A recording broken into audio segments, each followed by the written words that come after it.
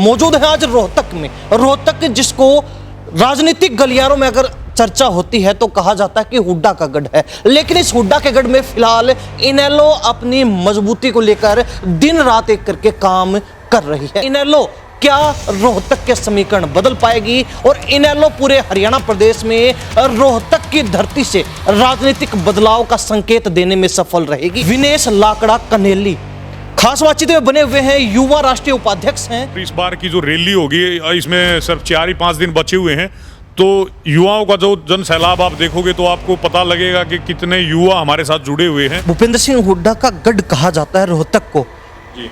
लंबे अरसे से। गढ़ अगर होता तो ये माहौल ना बनता, अगर गढ़ होता तो सरकार ही बन जाती। शायद गढ़ भी नहीं था। और बाहर का तो आपने पूरे हरियाणा का तो प्रदेश भर का तो देख लिया आपने, जो भी माहौल जो हाल बना हुआ है। कुछ साथियों को कुछ जो भी किसी कारण से बह गए थे, जो भी इधर उधर चले गए थे, जिन्होंने कांग्रेस में या कहीं भी या न्यूट्रल जो भी ढीले हो गए थे, वो सब के सब पार्टी में वापसी कर रहे हैं। ये गढ़ पहले भी इनेलो का रहा है, ये गढ़ आगे भी इनेलो का ही रहेगा। ये अगर बात कहें कि रोहतक हमारा है तो रोहतक हमारे में इनके पास ना सिर्फ एक मकान है डी पार्क पे, वहीं तक सीमित है। ये गढ़ का कोई चक्कर नहीं है। लगातार चाहे भूपेंद्र हुड्डा हो, चाहे दीपेंद्र हुड्डा हो, चाहे दूसरी तरफ दुष्यंत चौटाला हो, चाहे दिग्विजय हो, चाहे अजय चौटाला हो, तमाम जो लोग हैं वो कहते हैं कि अभय चौटाला तो बीजेपी की बी टीम है। प्रदेश में अगर दोबारा से कहीं बीजेपी स्थापित हुई है, सरकार बनी है, तो उसमें अहम योगदान भूपेंद्र सिंह हुड्डा का है। दीपेंद्र हुड्डा व्यक्ति विशेष का नाम लेना गलत हो जाएगा। रात को 11 बजे लोगों के घर जा रहा है।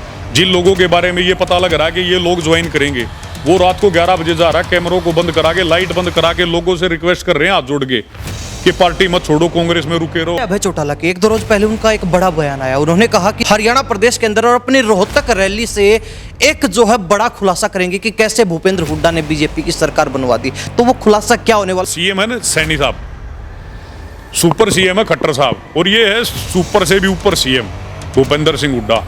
जिसको चाह रहा है उस अधिकारी को बदलवा देता, जिसको चाह रहा है उसको ले आता, जिसको चाह रहा है हटा देता। तो ये कहीं ना कहीं इनका पूरा रोल है इसमें। नमस्कार, स्वागत आपका हरियाणा न्यूज 24 पर। मैं हूं प्रिंस लांबा, मेरे से विनेश सिंधु के साथ मौजूद है आज रोहतक में। रोहतक जिसको राजनीतिक गलियारों में अगर चर्चा होती है तो कहा जाता है कि हुड्डा का गढ़ है, लेकिन इस हुड्डा के गढ़ में फिलहाल इनेलो अपनी मजबूती को लेकर दिन रात एक करके काम कर रही है। 25 सितंबर को एक बड़ा कार्यक्रम होने जा रहा है। रैली जो है एक बड़ी भव्य इनेलो की तरफ से की जा रही है। चौधरी ओम प्रकाश चौटाला के रुखसत होने के बाद यह पहला बड़ा कार्यक्रम इनेलो की तरफ से होने वाला है। तो ऐसे में इनेलो क्या रोहतक के समीकरण बदल पाएगी और इनेलो पूरे हरियाणा प्रदेश में रोहतक की धरती से राजनीतिक बदलाव का संकेत देने में सफल रहेगी? तमाम सवाल हमारे हैं, लेकिन इनका जवाब देंगे इनेलो के राष्ट्रीय युवा उपाध्यक्ष विनेश लाकड़ा कनेली। खास बातचीत में बने हुए हैं, युवा राष्ट्रीय उपाध्यक्ष हैं। बड़ी जिम्मेवारी है, युवाओं का बोझ जो है कंधों पर लेकर एक तरीके से पार्टी को मजबूती देने का काम कर रहे हैं। तो सारी बातचीत करेंगे कि क्या भविष्य नजर आ रहा है और रोहतक के समीकरण पलटने में, रोहतक के समीकरण बदलने में क्या इनेलो कामयाब हो पाएगी? विनेश जी, बहुत बहुत स्वागत। जी नमस्कार, मैं आपके सभी दर्शक और समस्त प्रदेशवासियों को हाथ जोड़ के नमस्कार जी। जी, सबसे पहले तो बड़ी जिम्मेवारी इनेलो में आपको मिली है, क्या कहेंगे, क्या संदेश देना चाहेंगे लोगों को? जी देखिए, जिम्मेवारियां जब से मैंने पार्टी ज्वाइन की तभी से हम जिम्मेवारियां लेके चल रहे हैं। मैंने 2021 में जब पार्टी ज्वाइन की थी तो मेरे को जिला अध्यक्ष बनाया गया था और मैं लगातार 4-5 साल तक जिला अध्यक्ष रहा हूं। इसके बाद अभी मैं 10 दिन पहले ही युवा का राष्ट्रीय उपाध्यक्ष बनाया गया हूं। तो जी, जिम्मेवारियां पहले भी निभाई हैं, जिम्मेवारी हम आगे भी निभाएंगे। पहले जिले स्तर पर हमारा काम था, तो जिले स्तर पर काम तो अभी भी चलेगा, क्योंकि अब की बार तो रैली ही रोहतक में है, तो काम यहाँ पे लगे हुए हैं। और रैली के जैसे ही खत्म होगी, रैली के बाद जैसे ही पार्टी हाईकमान जो भी हमें आदेश देगी वो प्रदेश में देगी, जिले में देगी या प्रदेश से बाहर देगी, आगे बखूबी निभाने का काम करेंगे। और युवाओं को जोड़ने की है, तो देखिए युवा पहले भी साथ में थे, युवा अभी भी साथ में है। और इस बार की जो रैली होगी इसमें सिर्फ 4 ही 5 दिन बचे हुए हैं, तो युवाओं का जो जन सैलाब आप देखोगे तो आपको पता लगेगा कि कितने युवा हमारे साथ जुड़े हुए हैं। और रैली तो हर बार ही बहुत बढ़िया रहती है, लेकिन इस बार का जो अहम रोल रहेगा वो युवाओं का ही रहेगा। और युवा ही प्रदेश में राजनीति लेके आने के लिए किसी भी सरकार को, किसी भी नई पार्टी को स्थापित करने में युवा का अहम योगदान रहता, तो इस बार भी युवा का अहम योगदान रहेगा। युवाओं के माध्यम से ही ये बड़ों तक और बाहर तक ये सारे युवा ही अहम फैसला लेंगे। तो आप 25 तारीख तक देखिए कितना युवा आएगा इस रैली में। रैली की बात करें जी, भूपेंद्र सिंह हुड्डा का गढ़ कहा जाता है रोहतक को जी, लंबे अरसे से, क्या लगता है गढ़ है या फिर आपकी नजरों में गढ़ नहीं? जी देखिए, गढ़ की अगर बात करें तो गढ़ अगर होता तो ये माहौल ना बनता। अगर गढ़ होता तो सरकार ही बन जाती। शायद गढ़ भी नहीं था। और बाहर का तो आपने पूरे हरियाणा का तो प्रदेश भर का तो देख लिया आपने, जो भी माहौल जो हाल बना हुआ है। और जिस दिन से लोगों को पता लगा है कि ये रैली 25 सितंबर की रोहतक में होगी, तो खाली एक भी दिन ऐसा नहीं जा रहा कि नेताजी को, साथ में करण भाई साहब को, अर्जुन को, सुनैना मैडम को और हम जो कार्यकर्ता साथी जो लगे हुए हैं, पदाधिकारी जितने भी लगे हुए हैं, हम लोगों को समय नहीं मिल पा रहा है। हर रोज ज्वाइनिंग के लिए दिन रात फोन बज रहे हैं कि हमें भी ज्वाइन कराओ, हमें भी ज्वाइन कराओ। तो कुछ साथियों को, कुछ जो भी किसी कारण से बह गए थे, जो भी इधर उधर चले गए थे, जिन्होंने कांग्रेस में या कहीं भी या न्यूट्रल जो भी ढीले हो गए थे, वो सब के सब पार्टी में वापसी कर रहे हैं। और पार्टी में बड़ी तादाद में लोग आ रहे हैं, बड़ी तादाद में लोग ज्वाइन कर रहे हैं। आप शायद न्यूज़ के माध्यम से भी देख रहे हो, हर रोज की हर रोज ज्वाइनिंग चल रही है। कोई एक दिन, एक टाइम, एक घंटा ऐसा नहीं बच रहा जिसमें नेताजी का टाइम खाली हो। बार बार हमारे पास भी फोन आ रहे हैं, ऊपर भी फोन जा रहे हैं कि हमें ज्वाइन कराओ, हमें ज्वाइन कराओ। अगर गढ़ होता तो गढ़ नहीं टूटते जी। ये गढ़ पहले भी नलोगा रहा है, ये गढ़ आगे भी नलोगा ही रहेगा। यहाँ से मैम से विधायक बन के चौधरी देवीलाल जी 1987 में प्रधानमंत्री की दौड़ तक गए थे। तो प्रधानमंत्री जो यहाँ से बना हुआ है, जब दीपेंद्र पैदा भी शायद हुआ था, नहीं हुआ था मुझे नहीं पता, उस टाइम ये इनेलो का गढ़ था। यहाँ चौधरी देवीलाल जी की विरासत है, ये समस्त हरियाणा ही चौधरी देवीलाल जी का है। तो ये अगर बात कहें कि रोहतक हमारा है, तो रोहतक हमारे में इनके पास ना सिर्फ एक मकान है डी पार्क पे, वहीं तक सीमित है। ये गढ़ का कोई चक्कर नहीं है। और गढ़ पुराणों का भी टूटा, इनका तो गढ़ बना ही नहीं भाई, इनका तो गढ़ ही नहीं बना। और इस बार आप देखोगे कि आगे जो रहेगा ये समस्त पूरा रोहतक, पूरा हरियाणा ही अब इनेलो की लय में लय साथ हो जाएगा। और थोड़े दिन में आपको हरियाली प्रतीत होगी सारे घरों पे, गाड़ियों पे, हर जगह।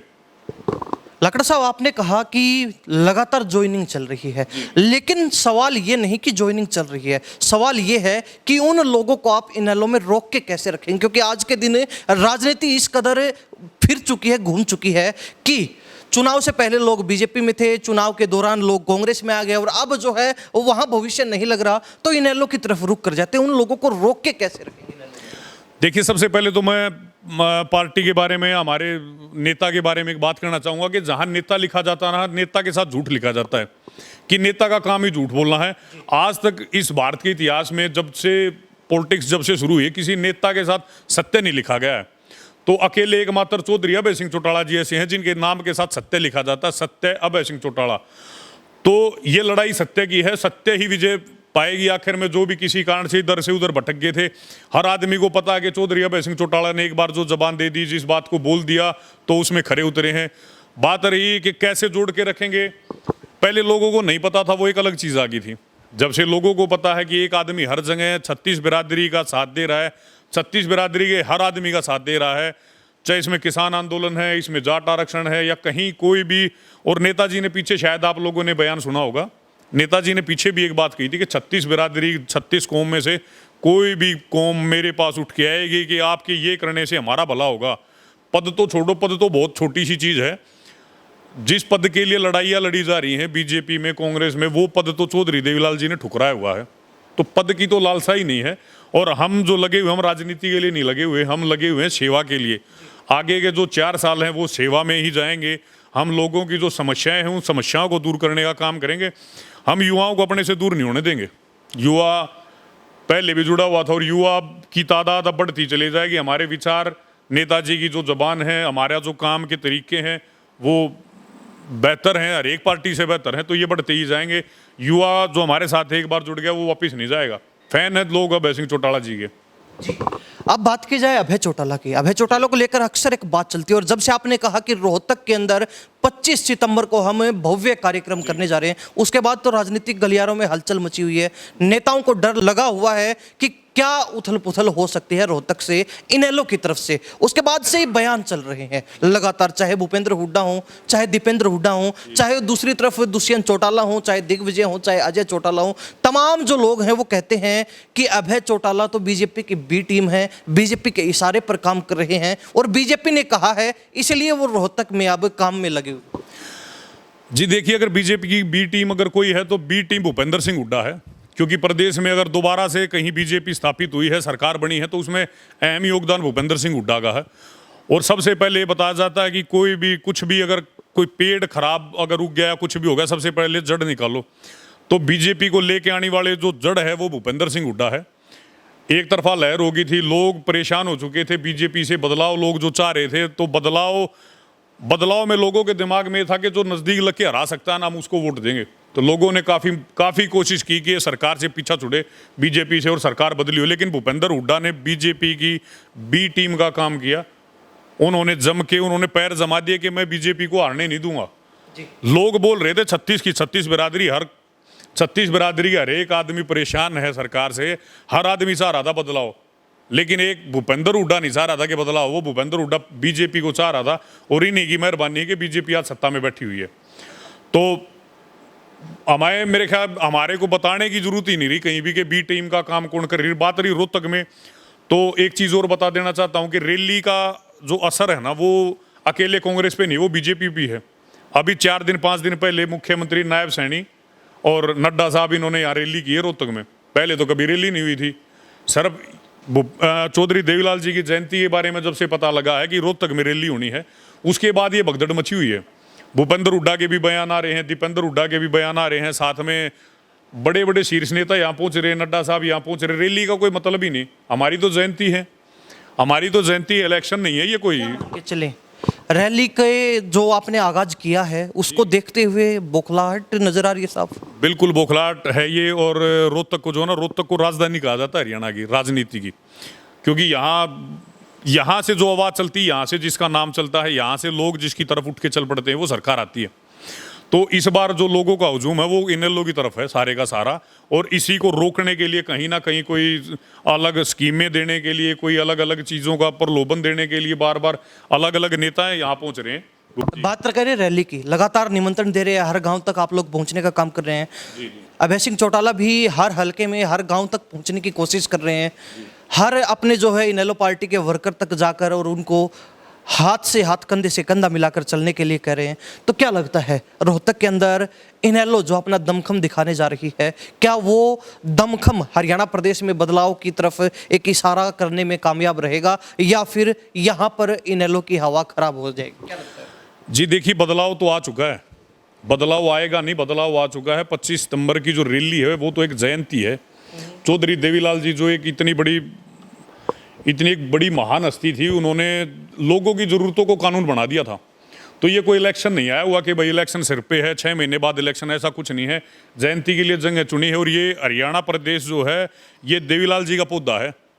शायद आप अगर पीछे जाके देखोगे या कहीं भी आप गूगल पे कहीं भी निकाल के देखोगे, दीपेंद्र हुड्डा के दादा चौधरी रणबीर सिंह हुड्डा ने लिख के दिया था कि हमें हरियाणा नहीं चाहिए, जब पंजाब और हरियाणा एक साथ था। चौधरी देवीलाल जी की कोशिशों से ही हरियाणा अलग बना हुआ था। तो ये जो पौधा आज बड़े पेड़ का रूप ले चुका है, ये चौधरी देवीलाल जी का लगाया हुआ पौधा है।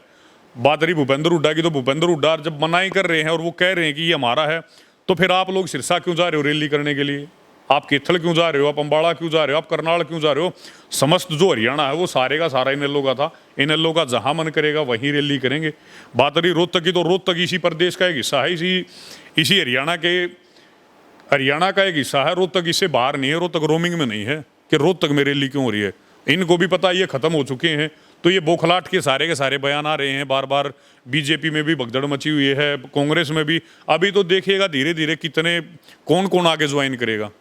बहुत लोग आने हैं, दोनों पार्टियों से लोग आने हैं। जो आदमी आराम से घर बैठ गए थे, यार पता नहीं क्या होगा कैसे होगा, उन सब तक एक मैसेज पहुंच चुका है कि चौधरी अभय सिंह चौटाला जी आ रहे हैं।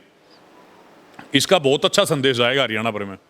बात की आपने बीजेपी की और भूपेंद्र सिंह हुड्डा की, भूपेंद्र सिंह हुड्डा लगातार रोहतक में कार्यक्रम कर रहे हैं, उनके बेटे दीपेंद्र हुड्डा जो सांसद हैं यहाँ से, वो भी लगातार कार्यक्रम कर रहे हैं। और जब से इनेलो के कार्यक्रम की घोषणा हुई है तब से तो लगातार बीजेपी भी हर चौथे दिन मुख्यमंत्री नायब सैनी को यहाँ बुलाकर कार्यक्रम करवा रही है। तो ये क्या चल रहा है, आपको क्या लगता है? आपकी नज़र जी देखिए ये बौखलाहट है कहीं ना कहीं। दीपेंद्र हुड्डा व्यक्ति विशेष का नाम लेना गलत हो जाएगा। रात को 11 बजे लोगों के घर जा रहा है। जिन लोगों के बारे में ये पता लग रहा है कि ये लोग ज्वाइन करेंगे, वो रात को 11 बजे जा रहा है, कैमरों को बंद करा के, लाइट बंद करा के लोगों से रिक्वेस्ट कर रहे हैं हाथ जोड़ के कि पार्टी मत छोड़ो, कांग्रेस में रुके रहो, हमारी बेइज्जती हो जाएगी, हमारा शहर है, हमारा रोहतक में हमारी तो इज्जत उतर जाएगी। तो लोगों के घर जा रहे हैं, हाथ जोड़ रहे हैं लोगों के, आप जाके इनेलो को ज्वाइन मत करो। दूसरी तरफ से जो भगदड़ मची हुई है, दूसरी तरफ बीजेपी का भी यही हाल मचा हुआ है कि रोहतक में संभालने वाला कोई नहीं है। किसी का रोहतक का बुरा हाल हो चुका है। रोहतक नहीं छोड़ो, पूरे प्रदेश का बुरा हाल हो चुका है। हर रोज के रोज मर्डर हो रहे हैं, फिरौतियाँ मांगी जा रही हैं, लूट के केस आ रहे हैं, रेप के केस आ रहे हैं। पीछे शायद आप लोग भी गए होंगे, भिवानी में एक बेटी का मामला था। तो नायब सैनी से भी ये सरकार संभल नहीं रही। हरियाणा प्रदेश का जो बुरा हाल हो चुका है, उसको रोकने वाला एक ही आदमी बचा हुआ है, और वो आदमी अभय सिंह चौटाला है। इससे अलग वो हरियाणा प्रदेश का भला नहीं होगा कहीं भी। तो अगर प्रदेश में कहीं भी खुशहाली लेके आनी है, कानून व्यवस्था अगर ठीक रखनी है, लोगों को ठीक खुशहाल रहना है, तो अभय सिंह चौटाला को चुनना होगा। आप लोगों को एक साथ होना पड़ेगा, आप लोगों को आना पड़ेगा रैली में।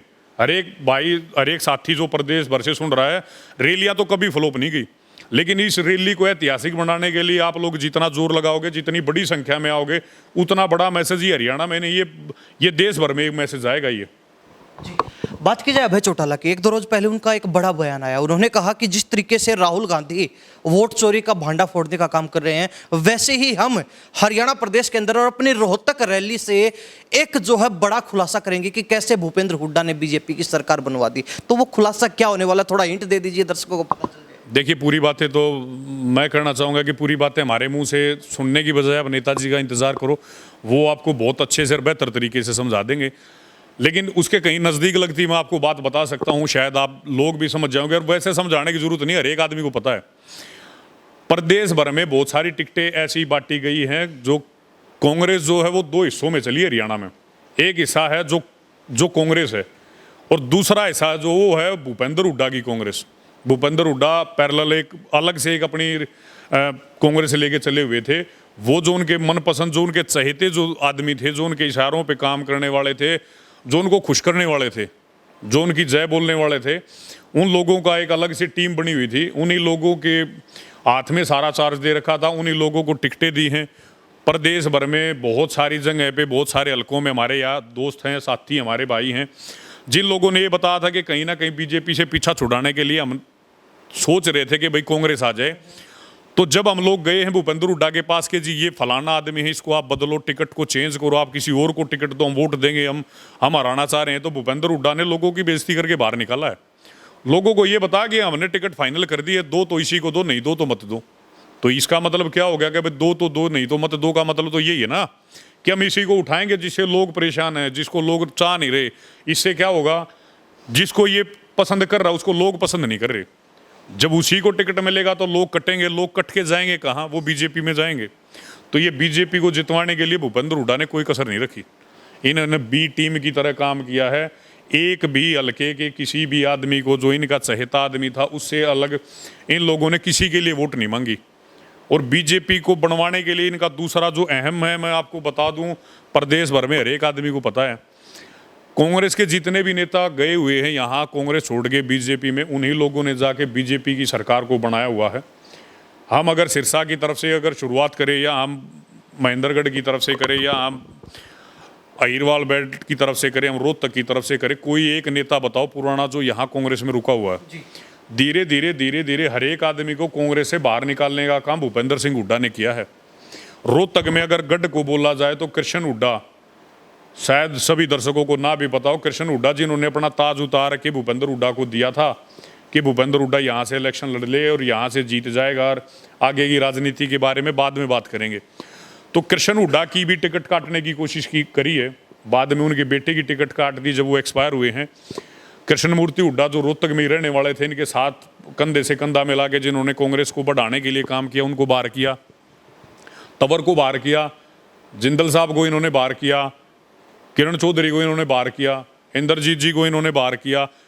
सैकड़ों नेता ऐसे, बहुत सारे नेता हैं कि शायद टिप पे याद भी ना रही, तो बड़े वो चेहरे हैं जो कांग्रेस को यहाँ रोके हुए थे। एक नाम था, एक ब्रांड हुए थे कि भाई ये रोके हुए हैं जो अच्छे खासे ठीक है, हर एक को कूड़ा लाइन लगा दिया, सब के सब इन्होंने बाहर कर दिया। तो बीजेपी की बी टीम कौन है, हम हैं या वो भूपेंद्र हुड्डा, वो तो वही जाने। और लोग अच्छी तरह समझ चुके हैं। हम बार बार बोलेंगे तो कोई फायदा ही नहीं है कि कौन बी टीम है। बी टीम सिर्फ और सिर्फ भूपेंद्र हुड्डा है बीजेपी की, और कोई नहीं है। इतने सारे केस लगने के बाद, सीबीआई के, ईडी के सभी केस लगने के बाद, आज भी कोठी भूपेंद्र हुड्डा के पास है, खाली नहीं हुई दिल्ली से। इनके पास इतने सारे केस होने के बावजूद आज तक इनके ऊपर कार्रवाई नहीं की। क्यों नहीं करेगी? ये चहेता है सरकार का, सरकार के ही इशारों पे ही आराम से बैठा हुआ राज भोग रहा है ये यहाँ पे।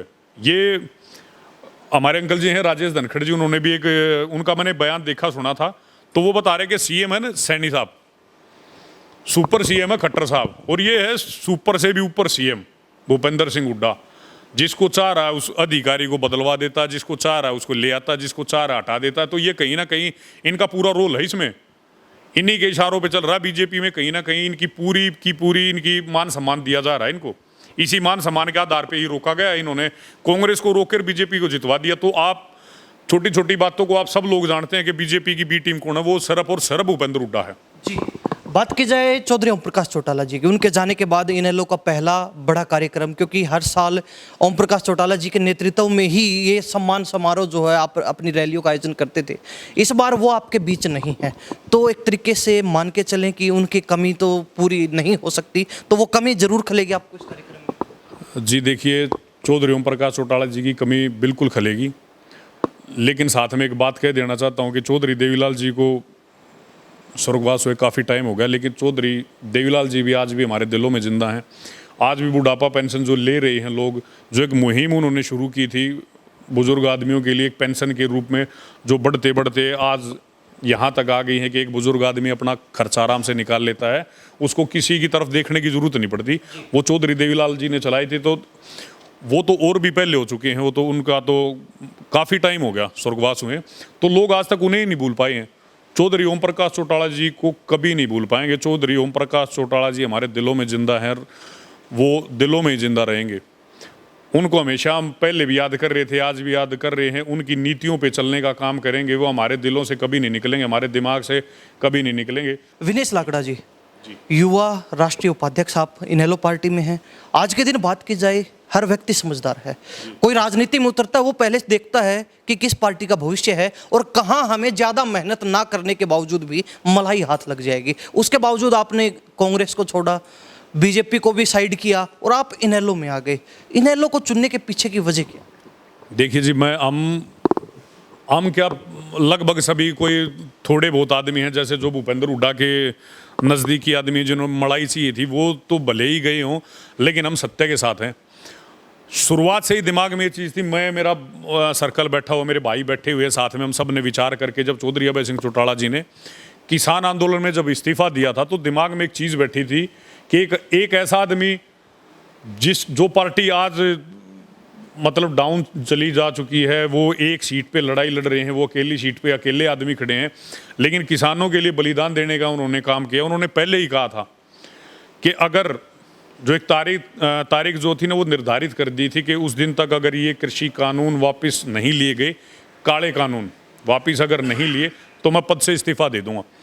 तो जब उन्होंने पद से इस्तीफा दिया था कि तो हम सब साथियों ने, हमारे जो जितने भी अच्छा सर्कल, हमारा अच्छे मित्र हैं, सब ने मिलकर एक बात हुई थी कि हम ऐसे आदमी का साथ दें जो हम लोगों का, इस सारे हरियाणा का जो आदमी साथ दे रहा है, हम भी उस आदमी का साथ दें। क्योंकि अगर हम किसानी की बात करें, अगर हम जमींदार की बात करें, मजदूर की बात करें, कमेरे की बात करें, तो इसमें अकेला कोई जाट नहीं है। पंडित भी किसान खेती करते हैं, गुज्जर भी खेती करते हैं, कोई ऐसी कौम नहीं जो खेती से जुड़े हुए नहीं है। तो वो जब खेती के लिए, कृषि के लिए, लोगों के लिए जब उन्होंने अपना एक सीट थी उससे इस्तीफा देने का काम किया, तो हम यहीं आए। हमने मड़ाई खाने की बजाय मेहनत करनी अच्छी समझी, तो यहाँ जुड़े, यहीं से मेहनत कर रहे हैं। और हमारी मेहनत, चौधरी अभय सिंह चौटाला जी की, हमारी पार्टी की मेहनत आज आप लोग देख रहे हैं किस मुकाम पे आ चुकी है, कहाँ तक संघर्ष कर रही है। आगे की जो लड़ाई है वो कांग्रेस के साथ नहीं है, आगे हरियाणा की जो लड़ाई होगी वो बीजेपी और इनेलो की होगी। और लोग, और ये रैली निर्धारित कर देगी, ये 4 साल का हमें इंतजार नहीं करना पड़ेगा। ये 25 सितंबर 5 दिन के बाद की ये रैली ही ये निर्धारित कर देगी कि आने वाली जो सरकार है वो इनेलो की सरकार होगी। तो मान के चले कि 25 सितंबर को जो इनेलो पार्टी वापसी के रास्ते पर खड़ी है, वो कहीं ना कहीं आगाज कर देगी हरियाणा में बदलाव। जी, ये रास्ते पे नहीं खड़ी है, तो काफ़ी रास्ता तय कर चुके हैं, काफ़ी रास्ता तय कर चुके हैं। अब तो जीत के बहुत नज़दीक है। ये जो समय बचा हुआ 4 साल, ये तो एक संख्या है, ये तो एक शब्द है। 4 साल राजनीति नहीं करनी हमारे को। 4 साल हमारे को लोगों के बीच में रहना है, लोगों की सेवा करनी है, लोगों की ज़रूरतें, लोगों की समस्याएं जाननी है हमारे को, उन लोगों की समस्याओं पे, ज़रूरतों पे काम करना। राजनीति तो कर ही नहीं रहे हम लोग।